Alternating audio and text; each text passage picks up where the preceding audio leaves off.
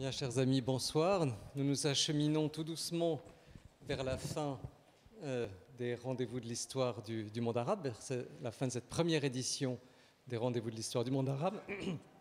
Pardonnez-moi.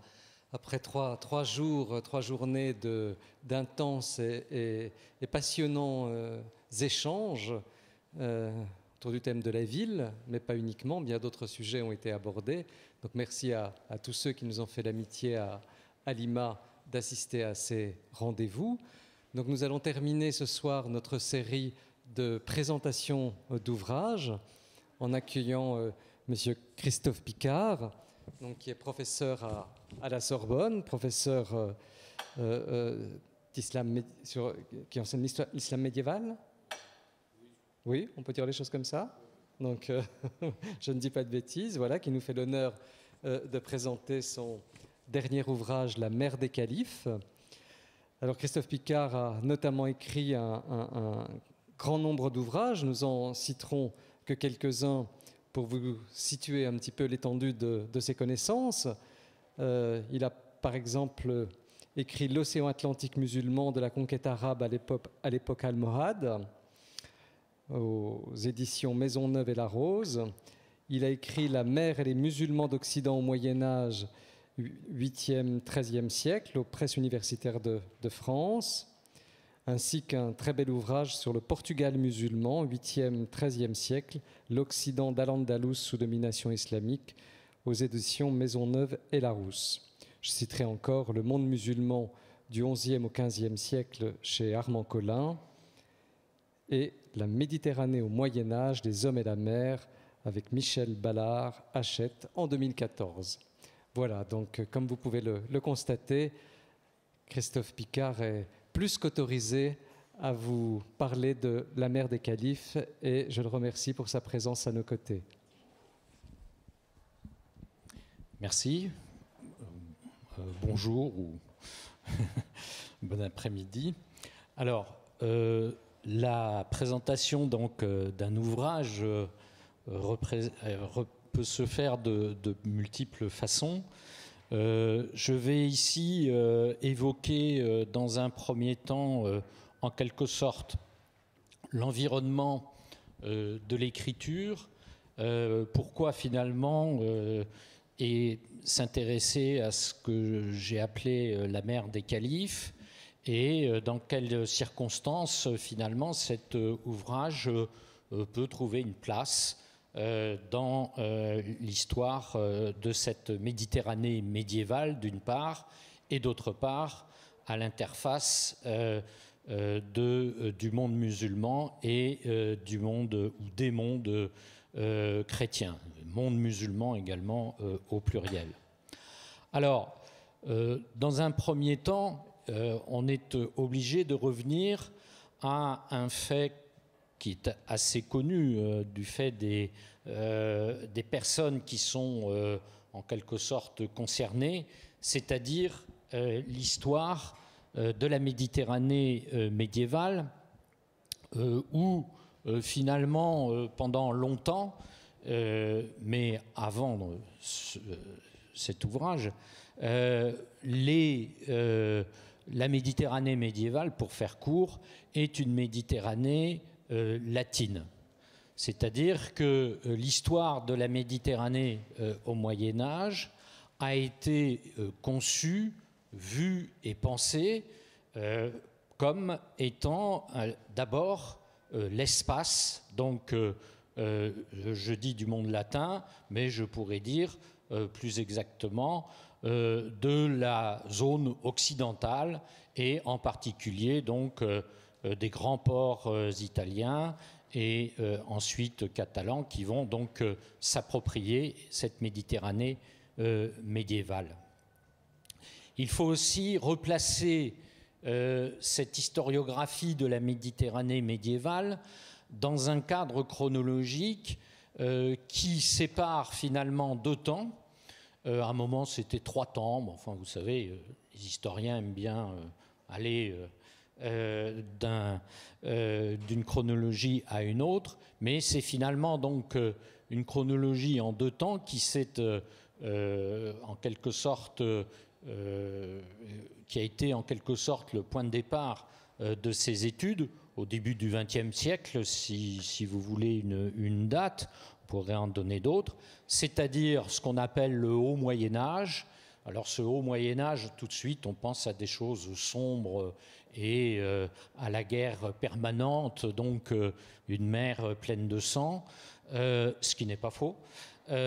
Et ensuite, donc, une Méditerranée qui change complètement de visage à partir du moment où ce sont les Italiens, donc les trois grands ports, les trois stars en quelque sorte de la Méditerranée, c'est-à-dire Venise, dans le désordre, Venise, Pise et Gênes, et puis, donc, dans un deuxième temps, comme je l'ai déjà suggéré, les Catalans, à partir du XIIIe siècle, rattrapent en quelque sorte et rattrapent la puissance de ces ports italiens et deviennent eux-mêmes donc une grande puissance, à la différence qu'ils s'appuient sur un État qui est celui de la couronne d'Aragon et qui explique donc les conquêtes après, en particulier insulaires, qui donnent finalement aux Catalans la maîtrise des passages maritimes, et donc au moins dans la Méditerranée occidentale. Et évidemment, on en arrive à Braudel, donc, et à son chef-d'œuvre, qui marque cette histoire justement en faisant apparaître ce qu'il a lui-même appelé le premier ou le pré-capitalisme, né dans ces ports du monde latin, et qui leur a permis donc organisation, qui leur a permis donc de devenir effectivement la grande puissance ou les grandes puissances de la Méditerranée, aussi bien d'un point de vue maritime, donc supériorité sur les musulmans, y compris les deux grands califats de la Méditerranée, c'est-à-dire les Fatimides en Tunisie puis en Égypte, et puis d'autre part donc le temps de la période de développement qui suit et qui fait de la Méditerranée une mer totalement latine. Il ne faut pas oublier qu'elle se fait aussi au détriment, même beaucoup plus au détriment de Constantinople, détruite ou en tout cas occupée par les Vénitiens donc, en 1204. Donc on est dans un espace où il y a deux temps, celui donc des conquêtes arabes et celui du développement des puissances financières que je viens d'évoquer. Dans ce cadre, le Haut Moyen-Âge commence donc avec l'effondrement de ce qu'on peut appeler le système lié au Mare Nostrum, à partir donc jusqu'au VIe siècle, et effondrement qui est accompagné en quelque sorte par la crise économique, dans la mesure où on va dire jusqu'au milieu, voire même au-delà du XXe siècle, cette crise reposait sur l'absence de témoignages. On ne savait pas quoi trouver, les archéologues ne savaient pas quoi trouver sur le sol. Et donc, on ne trouve pas. Si on ne sait pas ce qu'on cherche, on ne trouve pas. Et il a fallu attendre donc les années 60-70, Peter Brown et bien d'autres, eh bien, pour que l'on se rende compte, d'abord dans les pays latins, puis dans l'ensemble des espaces méditerranéens, et en particulier donc, dans la zone musulmane, pour se rendre compte que finalement, il y avait eu la continuité de ces sociétés dans toutes les périphéries de la Méditerranée. Et s'ajoute à cela un autre aspect qui a considérablement changé, c'est donc d'abord la découverte de plus en plus importante de matériaux, de lieux, de villages, de villes, etc., qui montrent qu'on n'était pas dans une ère totalement sombre, mais au contraire, dans une nouvelle, en quelque sorte, époque de la Méditerranée. L'autre aspect qui a laissé penser à une Méditerranée peu engageante, en quelque sorte, c'est l'idée, depuis les conquêtes arabes, d'une permanence de la confrontation, ce qui est juste. Il n'y a rien à redire là-dessus. Tout le Moyen-Âge, pendant tout le Moyen-Âge, la Méditerranée est une frontière. C'est même la plus grosse frontière entre les États chrétiens, latins et byzantins, et entre le monde musulman. Le problème, c'est que, étant donné qu'il y avait il y a encore d'ailleurs peu de témoignages, aussi bien archéologiques qu'écrits, sur ce qu'était donc l'activité maritime à cette époque, on a donc associé effectivement ces conquêtes, la guerre et les activités maritimes à une période où seule la guerre semble s'imposer. En réalité, et là les textes arabes, mais bien sûr, et en premier lieu les textes latins, je dis bien sûr parce qu'ils sont beaucoup plus, pour cette période, plus nombreux, mais surtout ils apportent des renseignements de première main qu'on a du mal à trouver aussi bien à Byzance que dans le monde arabe.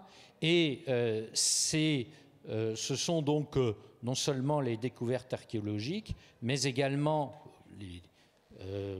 la céramique pour commencer, et la circulation de la céramique, et d'autre part donc les autres objets qui peuvent nous faire comprendre qu'il y a eu, à côté de ces activités, non pas une mer vide, mais une mer qui est également, en quelque sorte, sillonnée, c'est peut-être un peu fort, mais enfin, qui est quand même largement investie par les marchands.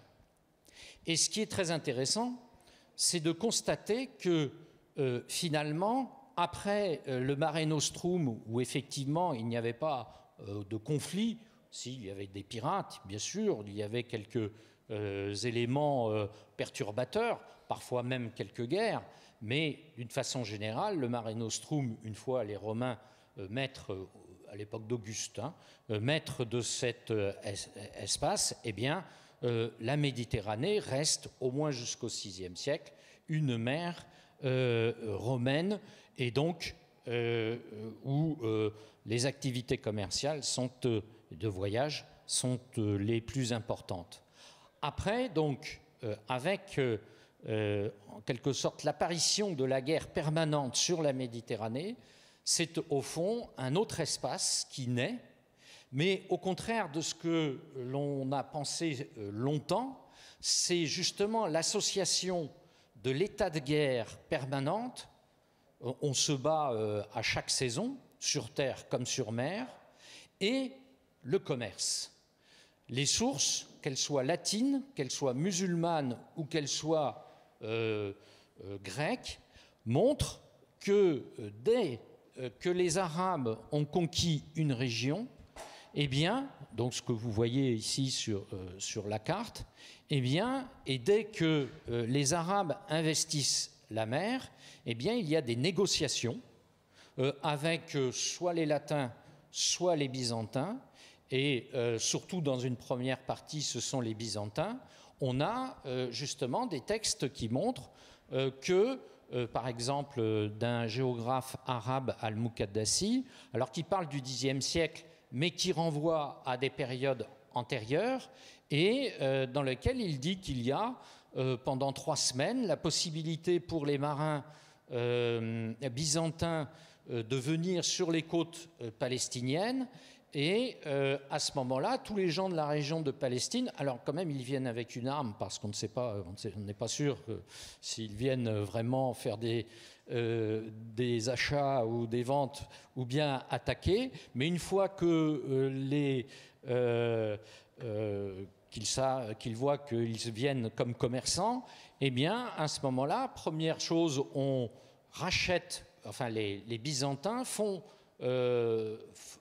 amènent avec eux les prisonniers et les populations, donc après des razzias, et les populations rachètent ces prisonniers. C'est tout l'intérêt justement de faire des razzias. De même, on voit dans un second temps que ces populations vont, avec de l'argent sonnante et trébuchante, eh bien, faire des affaires avec les Byzantins, quitte à ce que 3 mois plus tard, ils se tapent dessus. Mais c'est ainsi que le système fonctionne. Et par conséquent, en fait, d'une Méditerranée qui serait sans vie, d'une Méditerranée qui serait finalement du côté musulman rejetée, c'est-à-dire que l'idée que l'on a, c'est que finalement, avec les conquêtes, toutes les grandes villes côtières sont plus ou moins romaines, donc Alexandrie, Carthage, etc., sont en quelque sorte éliminées, et l'on pense que toutes les capitales, Fustat, Kérouan, Cordoue, eh bien, se trouvent désormais à l'intérieur des terres. D'où l'idée, sans avoir vraiment lu les textes arabes, d'où l'idée que finalement, les musulmans avaient tourné le dos à la mer. Quand on lit les textes, le plus célèbre, c'est celui d'Ibn Khaldoun, ou Ibn Khaldoun, certes historien du XIVe siècle, mais qui fait une longue présentation justement de cette mer, dit, dans un premier temps, les Arabes se sont appropriés les lieux, donc les ports, etc., ils en ont profité pour engager par exemple les Égyptiens, car ils avaient une pratique de la construction navale et une pratique, pour les Byzantins bien entendu, et une pratique maritime suffisamment, enfin même excellente, d'une très grande réputation. Eh bien, ils passent au service d'un nouvel État, d'un nouvel empire, qui n'est plus celui de Byzance, mais qui est celui des musulmans. Et d'ailleurs, les Arabes arrivent sur les rives de la Méditerranée en 634. Eh bien, en 643, il y a déjà une escadre musulmane qui va soutenir les attaques le long de la côte syrienne par les musulmans. Par conséquent, je ne vais pas faire toute la suite, rassurez-vous, mais par conséquent, on s'aperçoit que dès le départ, le fait de la confrontation, le fait de la stabilisation dans un deuxième temps des positions, avec donc la frontière entre l'Anatolie et la Syrie, qui marque donc la frontière entre le monde musulman et celui byzantin, les autres frontières qui sont celles des côtes ou bien celles de la péninsule ibérique, une fois plus ou moins stabilisées, eh bien, à partir de ce moment-là, et peu à peu, on voit apparaître des organisations de plus en plus sophistiquées de défense, défense qui implique les bateaux. Si vous voulez défendre une côte, il est nécessaire d'avoir des navires qui peuvent, ce n'est pas facile, mais qui peuvent éventuellement intercepter l'ennemi avant qu'il ne débarque. Donc il y a là toute une organisation qui fait que dès le milieu du 7e siècle, eh bien, les musulmans sont dotés d'une flotte tout à fait compétitive. Et d'ailleurs, en 655, eh bien, la première grande bataille navale qu'il y a eu entre les musulmans et les Grecs s'est terminée par, c'est la bataille dite d'Ema, et qui se termine par la victoire des musulmans. Alors je dis musulmans, mais en fait, donc, ce sont les Égyptiens coptes, pour beaucoup, qui travaillent pour les musulmans. Donc on est là, si vous voulez, dans un processus où, d'une part, la guerre, évidemment, entraîne un certain nombre et même de dégâts extrêmement importants à l'endroit où ils attaquent. On en a plusieurs exemples, mais en même temps s'organise un système qui va finalement avoir un impact extrêmement important sur l'ensemble de la Méditerranée et à long terme. C'est-à-dire que c'est dans le cadre d'une obligation finalement de s'adapter à une nouvelle situation que l'on voit apparaître donc dès la conquête arabe et qui va obliger en quelque sorte ces populations à devenir à la fois, je dirais pour ceux qui empruntent la mer, à la fois des marins et des commerçants. Et donc, alors on le sait tous pour les Italiens, on n'est pas surpris que les Italiens savent très bien manier, aussi bien manier les pièces de monnaie, tous les papiers qu'ils utilisent pour leurs affaires, et puis, s'il le faut, donc l'épée pour combattre. Ça n'a rien d'extraordinaire. Mais en fait, c'est à partir de là, et ça remet en cause, si vous voulez, totalement la chronologie de cette Méditerranée, un temps sombre jusqu'à la fin du IXe siècle, et puis tout d'un coup, au Xe siècle, avec les Latins, on retrouve donc l'historiographie faite à partir du monde latin, et bien tout d'un coup, avec le monde latin, commence une autre Méditerranée, ou commencerait une autre Méditerranée qui est celle des marchands qui continuent quand même à s'approprier les rives. Eh bien, ça ne marche pas, et comme les textes le montrent aussi bien chez les latins que chez les musulmans, c'est un processus qui, petit à petit, se met en place et qui permet finalement aux Byzantins d'abord et aux musulmans, puis dans un second temps, les latins, alors dans le même temps, excusez-moi, les latins et les byzantins entre eux, et puis dans un troisième temps, donc les latins et les musulmans, eh bien, organisent ce système qui n'exclut pas la guerre, bien au contraire, la guerre est la base des relations en Méditerranée, mais qui est accompagné d'accords. Il y a des ambassades, il y a toute une série de documents qui montrent donc qu'il y a des rencontres, on se met d'accord, et pas seulement au XIIe, XIIIe siècle, mais dès le IXe siècle, on se met d'accord sur des contrats qui permettent donc d'associer les temps de guerre et les temps de paix. Par conséquent, la période à partir de laquelle on considère que la Méditerranée devient une mer prospère et une mer, disons, qui déploie en fait de nouveau une activité économique extrêmement importante, eh bien, n'est pas arrivée comme cela. Elle arrive justement de ce processus qui, pendant 3 siècles, a fait que sur les 3 rives, je pourrais dire, eh bien, sur les 3 rives, les autorités et les marchands qui sont aussi des soldats et vice-versa, eh bien, ont trouvé un système qui permet, sachant que la permanence de la guerre est indubitable, eh bien, qui ont trouvé un système qui a permis justement de développer l'économie méditerranéenne à partir du Xe siècle.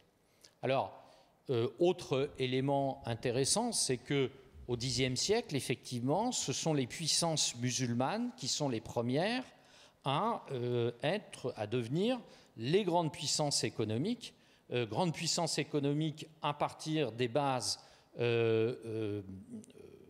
territoriale. Pour les Andalous, alors il faut commencer en fait par les Abbassides.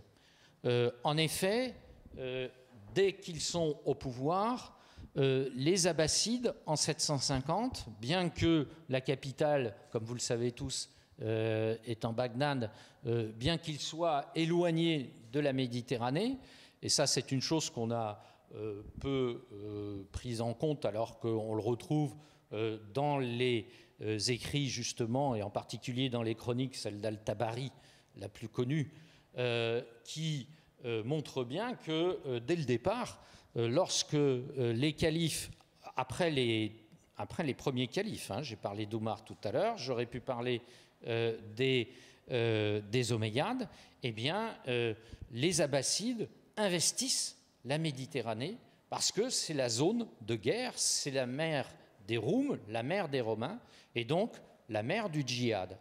À partir de ce moment-là, eh bien, les califats successifs sont obligatoirement attachés à la Méditerranée. L'océan Indien est une mer tranquille. C'est la mer des Arabes. Tout ça pour dire évidemment que les Arabes savaient très bien naviguer bien avant la période qui nous intéresse. Non, parce qu'on lit parfois des choses assez étonnantes. Mais d'autre part, la mer, l'océan Indien, eh bien, est une mer pacifiée à partir du moment où les Perses où le pouvoir perse disparaît. Par conséquent, sur la mer, d'ailleurs, quand on voit les sources qui nous renseignent sur ces deux espaces, l'un indien et l'autre méditerranéen, eh bien, les sources sont des sources de marchands ou inspirées par les marchands du côté de l'océan Indien, alors que les sources concernant la Méditerranée, du côté musulman toujours, eh bien, sont des sources des États, donc qui sont nés dans les États, les chroniques, les géographies, tout ce qui permet de montrer donc les espaces, j'allais dire au d'une certaine manière, ou plutôt donc califaux, eh bien, la représentation au IXe siècle, au début du Xe siècle, telle que celle que vous voyez ici, alors attention, il faut inverser. C'est pour ça que j'ai mis sud et nord. C'est comme les Australiens, si vous voulez. Très logiquement, ils prennent le sud comme point de repère. Et donc, vous voyez ici les deux mers, avec d'une part donc l'océan Indien et d'autre part la Méditerranée. Et vous notez que, alors bien sûr, le centre, alors je ne sais plus où est le centre du monde, puisque c'est à Bagdad que ce centre du monde est en quelque sorte inventé. Le centre du monde est celui que vous voyez ici, c'est-à-dire toute la zone de l'Irak et de l'Iran. Et puis, vous voyez très bien, ou en tout cas vous pouvez me croire, l'Arabie saoudite actuelle, ici vous avez donc la Méditerranée. Donc toutes ces représentations qui sont de plus en plus lisibles, comme la célèbre, et c'est pas pour rien que je l'ai choisie, la célèbre carte donc d'Al-Idrissi. Vous voyez les progrès de la géographie. Al-Idrissi, donc au XIIe siècle, en Sicile, qui travaille non pas pour l'islam, mais qui travaille pour le roi normand de Sicile. Ça vous montre donc que les musulmans ont en quelque sorte le monopole de la représentation terrestre, en tout cas si on les compare au monde byzantin, parce que curieusement le monde byzantin ne s'intéresse pas à la géographie. Il considère que le Mare Nostrum est la mer de référence, donc il n'y a pas besoin de la représenter. En revanche, donc, les Latins, il faut attendre le XIIe, XIIIe siècle avant que, et même début XIIIe siècle, selon le grand spécialiste, avant de voir des représentations de la Méditerranée. Donc il y a un monopole entre le IXe et la fin du XIIe siècle de la représentation de l'espace commun, hein, mais en particulier de la représentation donc, de la Méditerranée.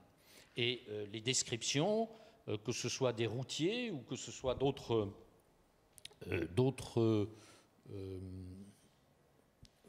alors ici, vous avez une autre façon de représenter le monde dans son ensemble.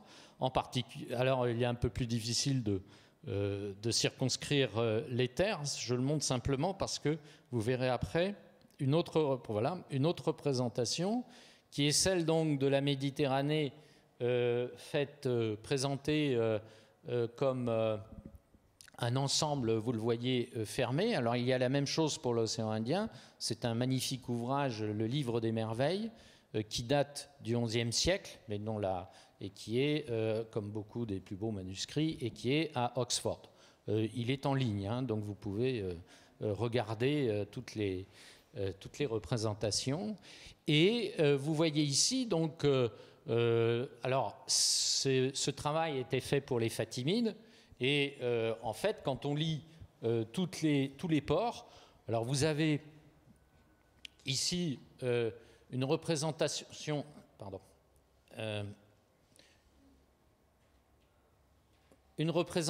donc de la mer avec à l'intérieur l'ensemble de ces ronds et ici pour les îles principales, donc l'ensemble des îles de la Méditerranée. Alors il ne faut pas chercher un espace géographique précis, mais ce n'est pas le but recherché. Il y a des cartes plus précises et ils savent très bien, quand ils prennent la mer, ils savent très bien où ils vont, hein, je vous rassure. Et d'autre part, vous avez ici donc tout autour de cette Méditerranée tous les noms des villes portuaires repris par les scribes fatimides et donc ils ont disposé de cette manière. Alors, il faut dire qu'ils ont fait quelques manipulations, comme toujours. C'est pour montrer que c'est un document en quelque sorte politique. C'est-à-dire que vous avez ici quelques ports, et quand je dis quelques, si j'ai bon souvenir, c'est 5, qui appartiennent aux Omeyyades, les grands ennemis des Fatimides. Vous avez en revanche des ports beaucoup plus nombreux, répertoriés, et qui concernent cette fois-ci Byzance. Pourquoi ? Parce qu'à cette période, les relations entre Fatimides et Byzance étaient bien meilleures que les relations, et ben, ça ne pouvait pas être pire de toute façon, les relations entre les Fatimides et les Andalous.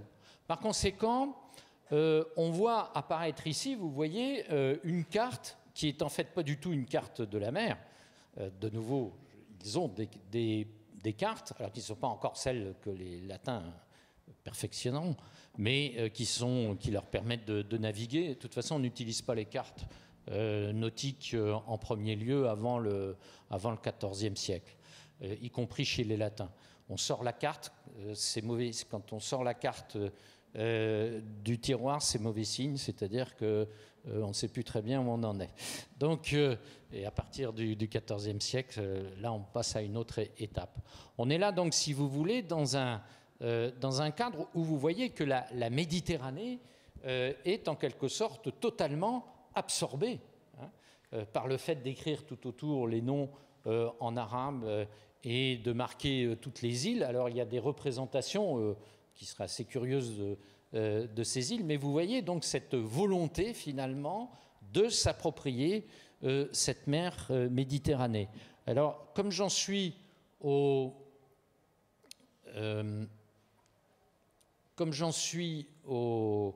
Fatimides, vous avez aussi des textes qui confirment finalement cette volonté de s'approprier la mer.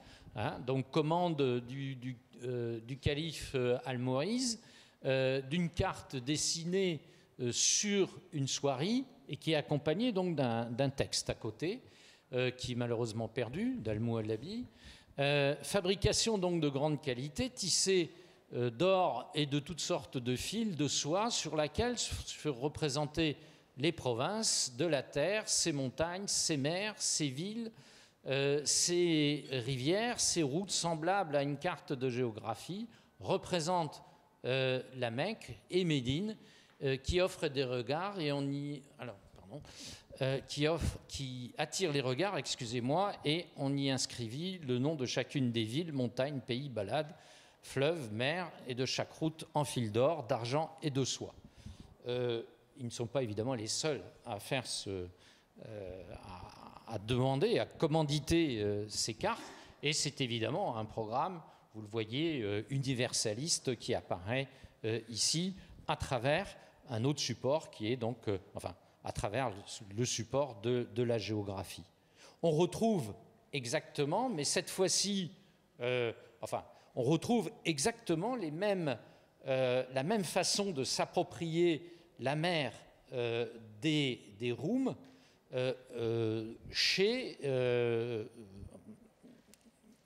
les Abbassides, dans les ouvrages abbassides, et par conséquent, il n'y a pas eu de temps où les califats, depuis Oumar, qui a été le premier à lancer des flottes, à commander de lancer des flottes à partir de l'Égypte en Méditerranée jusque donc aux Almohades, eh bien, jusqu'au dernier califat médiéval, eh bien, pendant toutes ces périodes, on retrouve justement la volonté de marquer la présence sur la Méditerranée.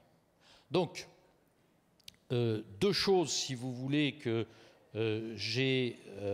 l'on peut retenir, c'est d'abord une organisation de la Méditerranée progressive avec des temps de crise, bien sûr, et autres éléments perturbateurs, une évolution de la Méditerranée à trois voies, si l'on peut dire, c'est-à-dire byzantine, latine, mais surtout dans un premier temps musulmane, et qui est liée à l'intention d'une appropriation donc totale de cette Méditerranée. Il faut ne pas oublier que à l'époque des Omeyyades, c'est-à-dire dans les années 660 et dans les années et entre 717 et 719, 718, eh bien, les Omeyyades ont envoyé des flottes depuis l'Égypte pour essayer, et des soldats bien entendu, pour essayer de s'emparer de Constantinople. Donc, toujours cette idée, bien sûr, de conquête. Mais en même temps, donc, sur les territoires et pour des raisons économiques, eh bien, la mer apparaît aussi comme un espace extrêmement important d'un point de vue économique, et c'est à partir donc du IXe siècle, avant les deux califats méditerranéens, que l'on voit apparaître justement un investissement. Il y en a eu certainement avant, mais nous n'avons pas encore les preuves matérielles qui permettraient donc de reconstituer une première phase de l'emprise, à partir du 8e siècle, donc au moment des conquêtes, et qui est une phase, là aussi, très certainement, où des accords, on a un texte qui le montre, où des accords entre donc belligérants permettant le commerce apparaissent. On est là donc, si vous voulez, dans une phase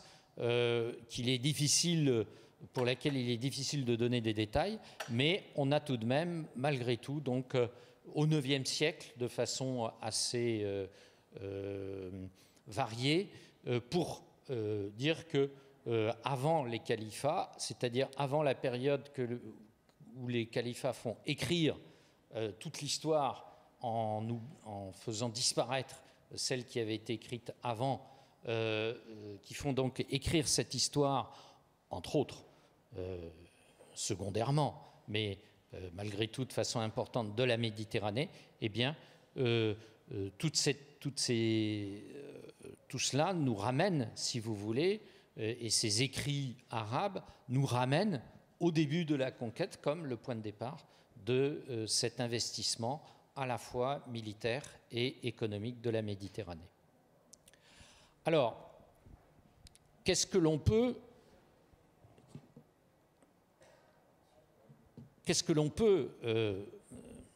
en quelque sorte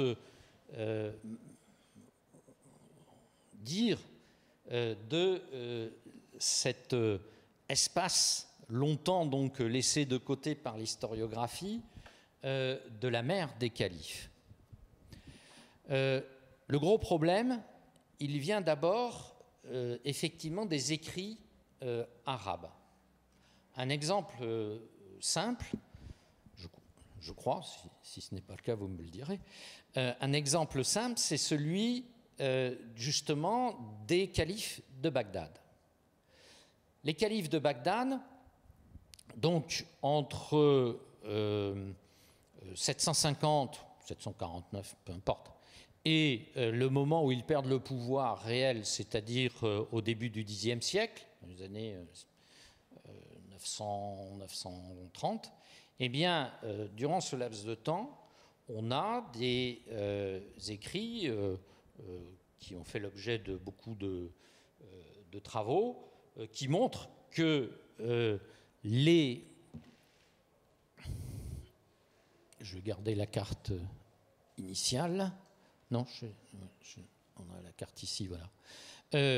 La frontière principale, au contraire de ce que l'on a dit longtemps, enfin c'est objet de discussion, mais en tout cas, une des frontières essentielles que l'on retrouve, c'est celle qui concerne donc la ligne ici entre Byzance et donc le cœur du califat. Or, les califes de Bagdad, qui héritent des installations portuaires et autres sur la côte de Syrie, eh bien, reprennent à leur compte et même renforcent sur la côte syrienne, aux dépens d'ailleurs de l'Égypte, qui était jusque-là la base principale, eh bien cette côte est, comme la frontière d'Anatolie, la zone la plus importante à partir du moment où l'on constate que tous les héritiers nommés sont d'abord responsables, non pas des frontières orientales, comme on l'a dit très souvent, mais responsables de la frontière principale parce qu'elle fait face au seul califat, les Byzantins n'auraient pas été contents, au seul empire chrétien et autres qui fait face au monde musulman et qui est donc Byzance. Par conséquent, pour les califes de Bagdad, la mer importante, l'espace frontalier important, le véritable adversaire depuis donc que les Perses ont disparu, et le seul digne d'eux, en quelque sorte. Ils n'ont pas de mépris pour les Carolingiens, mais enfin c'est quand même très secondaire. Eh bien, ce sont les Byzantins. Et je ne rentre pas dans les détails ici, mais toutes les organisations de défense et surtout à caractère religieux, par exemple un édifice et une institution emblématique qui est le Ribat, eh bien, a été, j'allais dire, mise au point ou mise en place, bien sûr à partir d'expériences antérieures, en particulier à Alexandrie, qui ont montré la voie, mais l'organisation donc de ce qui devient le Ribat, eh bien, apparaît sur les deux grandes frontières sur l'ordre du calife à peu près au tournant du Xe siècle, au début du Xe siècle, sous le règne du fameux Haroun al-Rachid. Eh bien, on a, si vous voulez, en même temps, des messages envoyés au gouverneur alors de Tunisie d'une part, et d'autre part, dans le Khorasan, eh bien, il y a l'ordre donné par Haroun al-Rachid aux deux gouverneurs concernés de construire des ribats.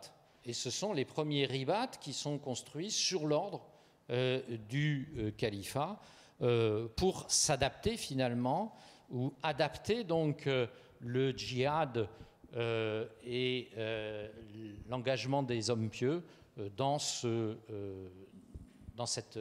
guerre. Donc finalement, les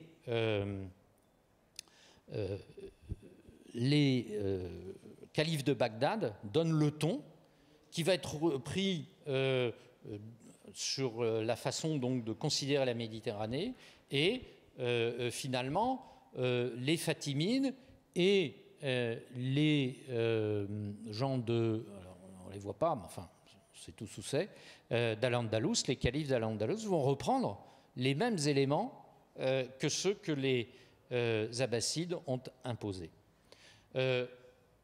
Donc, pour en terminer avec cela, on peut dire que dès le départ, dès les débuts de l'islam, eh bien, la Méditerranée est non seulement devenue une zone de guerre très importante, mais que la guerre, les investissements, qu'on pense à nos frontières actuelles, les investissements qui sont faits le long des côtes et le long, de toute la Méditerranée, de chacune de ces souverainetés, eh bien, ont été aussi à la base d'un développement du commerce et des activités donc annexes régionales. Et donc l'emprise sur la mer est un programme extrêmement important de la part des califes.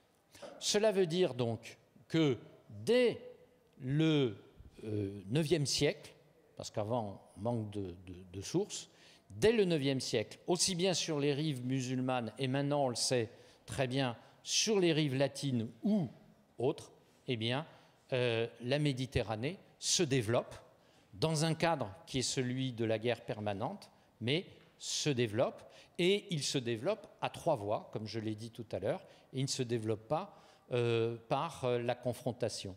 Et ça on a beaucoup de sources, que ce soit les basileuses, que ce soit les califes ou que ce soit les carolingiens puis ceux qui succèdent après, eh bien le commerce est une affaire très indispensable, d'abord pour des revenus fiscaux, hein, on a quelques textes, et ensuite pour justement une autre forme d'appropriation de la mer. Par conséquent, lorsque les Latins prennent l'avantage à partir du XIe siècle, eh bien, finalement, ils continuent et développent, grâce à ce que Braudel appelait donc le premier ou le pré-capitalisme, ils développent ce qui a été mis en place auparavant. Et donc l'idée d'opposer les empires à l'époque ou à toute époque au temps des Latins, eh bien, ne fait pas sens. Et finalement, on comprend beaucoup mieux l'évolution de la Méditerranée par justement ces liens entre les deux activités et par ces relations entre les pouvoirs que par cette espèce de coupure artificielle qui a été abandonnée d'ailleurs pour toute l'histoire médiévale du IXe au Xe siècle. Alors, je ne sais pas... Oui, donc je vais arrêter là pour permettre... Oui ? J'ai une question. Oui. Peut-être que je n'ai pas compris. Ma mémoire est bonne. Si ma mémoire est bonne, je crois que le contact avec la mer commence au temps de Khalif Othman. Parce que c'est Omar, le temps de Omar, le gouverneur d'Égypte, Amr ibn al-As, lorsqu'il demande à Omar, Omar n'a pas répondu favorable. Et même la bataille que vous avez fait allusion, La bataille des mains, oui. Zati Sawari, c'était au temps d'Ousmane. Oui, Voilà. mais on a depuis découvert donc Oui, un papyrus en Égypte oui, où justement Omar oui, ordonne qu'une flotte soit envoyée vers les côtes.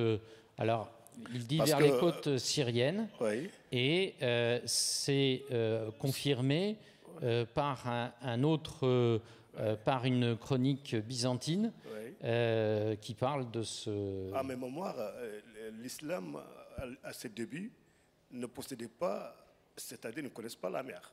Mais si, ils ont embauché, Oui, ils ont embauché les, ils ont- gens qui étaient. Oui, à part les Oumaniens et tout cela, mais de ce côté-là, Non, en Méditerranée, dès que l'Égypte a été conquise, la première chose que font, comme tout le monde, hein, la première chose que font les califes, donc, si vous voulez Ousmane, mais déjà Omar, mais peu importe, eh bien, c'est d'embaucher les Coptes, qui sont d'excellents marins, qui sont d'excellents charpentiers marines, pour leur service. C'est d'une grande. Vous avez un texte qui, la Oui, réponse oui. de Omar à Amr ibn al-As, lorsqu'il dit Sifli al-Bahr, c'est-à-dire décris-moi la mer.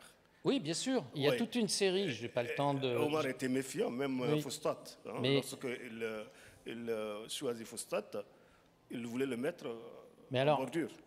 il faut, si vous voulez, il y a effectivement toute une série d'une littérature Oui, qui condamne la Méditerranée comme étant la mer c'est pas des ça. Romains, etc. Ou bien une comparaison entre la Méditerranée et l'océan Indien, la Méditerranée et la mer plutôt l'océan Indien et la mer des croyants, et la Méditerranée et la mer des voilà. Alors, non, c'est pas ce terroriste-là. c'est ce qui compte, Non. justement, et ce que vous dites est juste, dans la mesure où la mer Méditerranée, depuis les débuts, est présentée comme la mer ennemie, comme la mer des mécréants, etc. Et par conséquent, et dans le même temps, donc, la mer indienne, l'océan Indien, est appelée dans les textes la mer des Arabes pour une bonne raison. Non. Par Ce que moi je conséquent- comprends, lorsque lui il écrit à Omar, il lui fait comprendre l'importance de ce mer par rapport aux musulmans. Il disait que ce mer-là est, c'est-à-dire par les Byzantins. Donc, où Oui. il y a les Crètes et Chypre Oui. après. Donc, il dit que si on ne fait pas quelque chose, d'après, on va avoir des problèmes. Donc, il souligne l'importance, pas simplement de dire que c'est une mer de ténèbres ou bien comme ça. Non, c'est ça. Si, les deux, Ils disent la mer, les deux c'est-à-dire, cohabitent. l'océan Atlantique, Bahar Zulmat. C'est ça qu'ils disaient, Bahar Zulmat. Mais l'autre là, il croyait que c'était un endroit stratégique. Et il devait- J'entends bien. Voilà. Alors, ce qu'il faut savoir, c'est que ces textes Oui, sont écrits oui, au même endroit, ouais. c'est-à-dire à Bagdad. Ils ne sont pas écrits à l'époque de Omar ou autre, ils sont écrits à Bagdad. Bagdad produit des chroniques, évidemment pour leur légitimité, produit des chroniques où il, et c'est tout ce qui nous reste, parce que tout le reste a disparu avant, où ils font valoir justement que les califes, à commencer par Omar, je suis désolé, ils commencent par Omar, hein, les califes de Médine, eh bien, ont tout de suite senti l'importance de la Méditerranée, sachant que l'océan Indien ne posait pas de problème, hein, de la Méditerranée, à la fois comme espace de guerre, bien entendu, le djihad donc, et en même temps comme un espace qui doit être justement utilisé pour les affaires, si vous voulez. Et toute cette littérature de Bagdad reprend des traditions, Mais on trouve aussi, et c'est ça qui est intéressant, en Égypte, les papyrus qui, dès la première décennie, maintenant on les retrouve, hein, dès la deuxième décennie de la présence musulmane, donc après la conquête de l'Égypte, eh bien, on trouve un ordre donné au chef de la marine d'organiser, qui est évidemment confié aux Coptes, qui ont l'habitude de la mer, parce qu'on ne bâtit pas les mêmes navires, forcément, les deux mers n'ont pas les mêmes exigences. Et à partir de ce moment-là, donc, la flotte est indispensable, et on le sait très bien, puisque par ailleurs, on a une des villes de la côte palestinienne qui résiste, et du coup, ils envoient la flotte qui permet donc de prendre la ville. L'autre élément qui est important, c'est que vous avez en même temps donc une littérature, mais qui n'est plus du tout celle d'une description de la mer, etc., mais une littérature qui fait apparaître une sorte de représentation géographique à travers donc des jugements qui sont bien sûr... Alors, si j'avais le temps, j'ai encore 5 minutes. Oui. Comment? J'ai déjà dépassé. Non, bon, 5 minutes, on a 5 minutes. Alors... C'est lui qui décide. Je vais vous lire un passage, si vous voulez bien. Voilà. Merci. Excusez-moi. Alors, donc...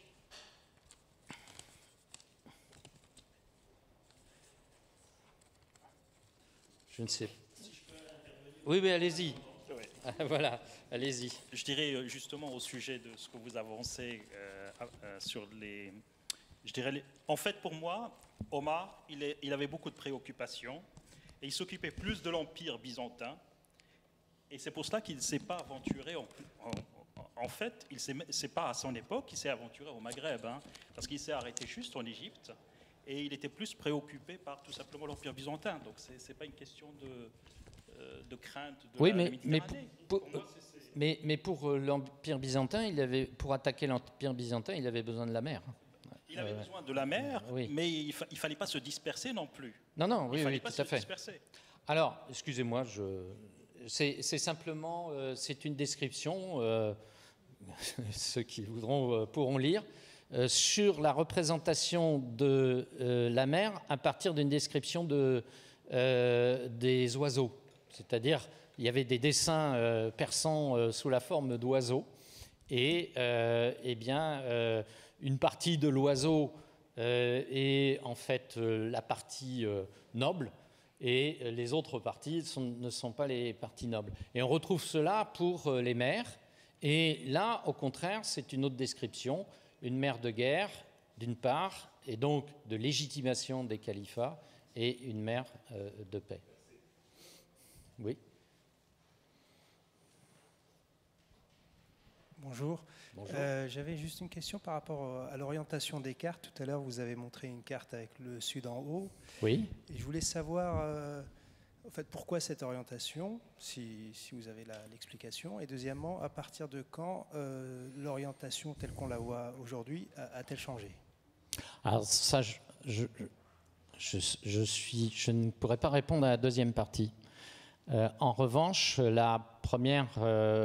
pour la première question, c'est simplement parce que pour les musulmans, c'est pour ça que je parlais des Australiens, le pôle essentiel est le pôle sud.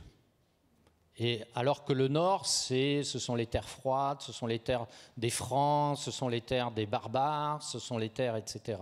Donc il y a un rejet en quelque sorte vers le nord de tout ce qui est peu fréquentable, si je puis dire, et au contraire, le sud, c'est l'axe, enfin le pôle noble, en quelque sorte. Excusez-moi, mais il y avait eu une exposition, il y a 2 ou 3 ans à la BNF sur les cartes, et on voyait, et j'ai oublié le nom du responsable, Oui, donc il y avait une exposition, enfin bon, pour moi c'est un ravissement pour ces cartes, mais bon, c'est pas une réaction d'historienne. Et donc le responsable à la BNF, il y a un responsable des cartes, je sais qu'il a expliqué ça, et j'ai tout oublié, mais là c'est autre chose. Bon, voilà. Mais vous avez, si vous cherchez à la BNF, j'ai encore oublié, mais si... Vous pouvez sur Internet... Voilà, c'est ça, parce qu'ils ont les cartes. Ici, oui. Et c'est l'explication que je vous ai donnée, mais beaucoup plus détaillée, donc beaucoup plus... Voilà. Alors je crois malheureusement... Non, pas très bien. Oui, bonjour, je voulais rebondir sur ce que vous évoquiez, cette partie noble, donc au sud. En fait, vous nous avez évoqué extrêmement rapidement les activités maritimes en mer d'Arabie, Golfe Persique, mer Rouge, etc. Est-ce que vous pourriez nous brosser un portrait rapidement de ces activités maritimes? Qui navigue? Pourquoi navigue-t-on? Quelles sont les activités militaires et commerçantes? Parce que j'imagine qu'au 7e siècle, on n'en est pas encore au système que les Portugais renversent bien plus tard. Certes, il y a quand même une évolution du Moyen-Âge, hein, tout à fait. Alors, on est très mal renseigné sur tout ce qui est maritime avant le Xe siècle, au moins du côté musulman. En revanche, on sait qu'il y a donc une navigation qui se met en place, comme je l'ai dit, à ces premiers siècles. Il y a deux choses que l'on peut prendre comme point de repère d'une évolution, voire d'un changement, qui est celui donc je reviens aux cartes, mais plutôt aux descriptions nautiques, c'est-à-dire tous les mouillages qui permettaient aux navires de longer la Méditerranée. Avec, à partir du XIIe siècle, et après ce sont les latins qui évidemment prennent le relais en quelque sorte, toutes les données, ce qu'on pourrait appeler justement les routiers, c'est-à-dire des carnets dans lesquels vous avez les amers. Vous savez ce que c'est que les amers? Ce sont les repères sur la côte depuis la mer. Hein. Les amers, donc ça part des îles Canaries, parce que c'est dans ce sens-là que c'est fait,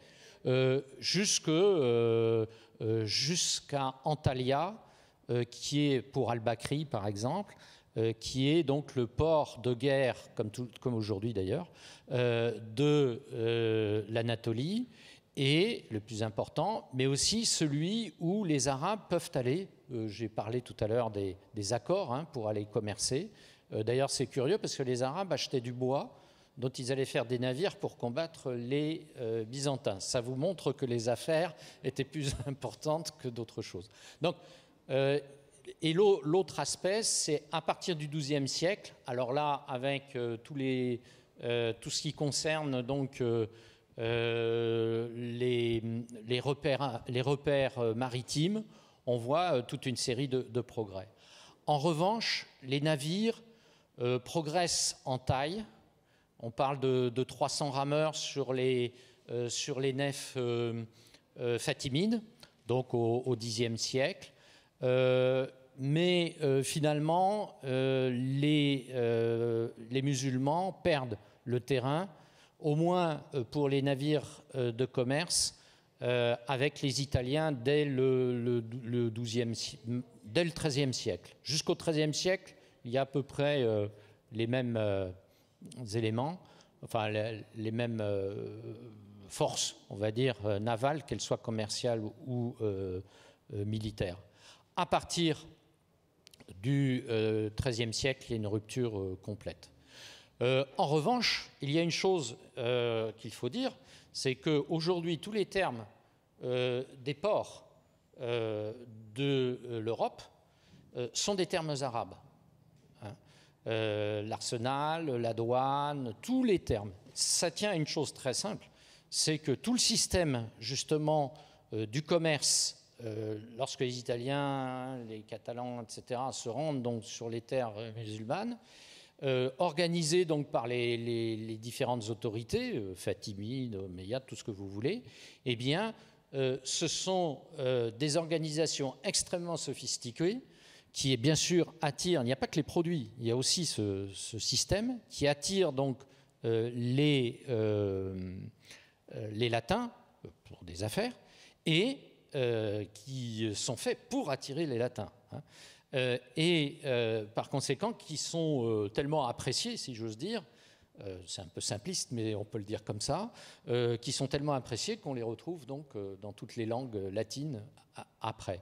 Cela veut dire donc que, une fois de plus, les progrès des systèmes commerciaux ne sont pas uniquement ceux du monde latin, ils sont partagés, et même dans un premier temps, ce sont les premières organisations commerciales qui apparaissent donc à partir du Xe siècle, ça on le sait, eh bien, sont le fait des pouvoirs califéraux et autres sur la rive opposée de la Méditerranée.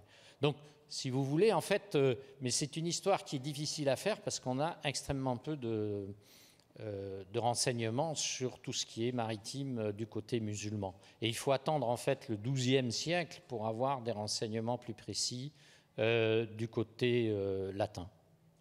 Avant, on est vraiment démunis. Enfin voilà, on trouve quand même des éléments qui permettent petit à petit de construire. Et bien sûr, l'archéologie nous donne de plus en plus de moyens. Merci,